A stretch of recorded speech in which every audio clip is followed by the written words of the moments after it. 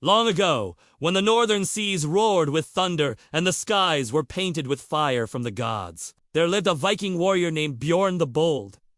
He was not the biggest nor the strongest of his clan, but he had something rare, a courage that burned like dragon fire. Bjorn sailed with the fearsome wolves of the fjord, a crew of legendary warriors who raided the coasts of the Saxon lands. But one day an old seer appeared at their longhouse, wrapped in furs and shadow. Her eyes, they were like chips of ice, and her staff, carved with runes, tapped a solemn beat against the floor. "There lies a land beyond the northern lights," she whispered, "where gold flows in rivers and beasts of legend guard ancient secrets. Only the boldest will return." The Vikings scoffed, thinking it's just a tale to lure young fools to their deaths. But Bjorn stood. "Then I shall go. I fear no beast, no storm, and no death." His crewmates laughed, thinking it just a tale. But the next dawn, Bjorn set sail alone into the frozen unknown. With him went Skyrunner, his longship, sleek as a wolf and swift as the wind.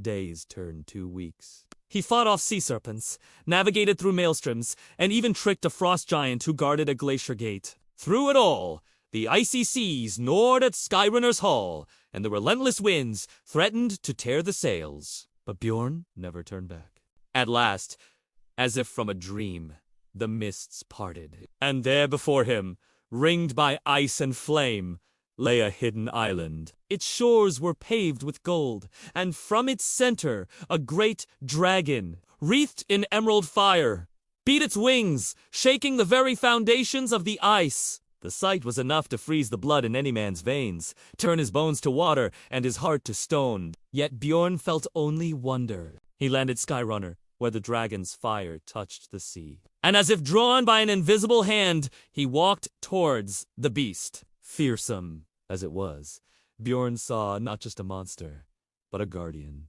a being of such power and majesty that it dwarfed any mortal king. Bjorn approached cautiously, not with a weapon raised or a battle cry on his lips, but with hands outstretched in a gesture of peace. The dragon regarded him with eyes like molten gold, sizing up the puny creature that dared approach it. Then, to Bjorn's astonishment, it lowered its head, and in a voice that rumbled like an avalanche, it spoke in a tongue older than time. "You come not to steal, but to prove. Rise, Bjorn the Bold.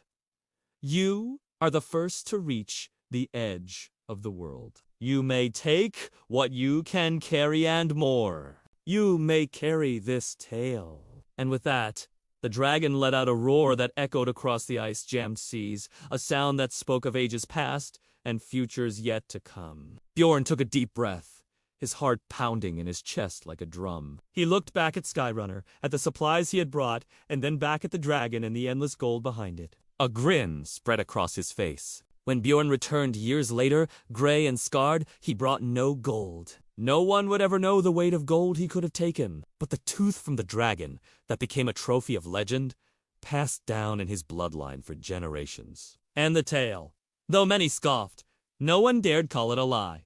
For who could weave such a story from fancy? Bjorn the Bold had proven not just his courage, but his heart, too, earning him a place among the bravest of the brave, a legend sung around hearths from the icy north to the sun-drenched south. So remember, friends, when the world seems cold and your heart feels numb, there's a spark within you, a fire that waits to be fanned. And sometimes, just sometimes, the greatest treasures lie not in gold or jewels, but in the tales we tell and the courage that makes us who we are.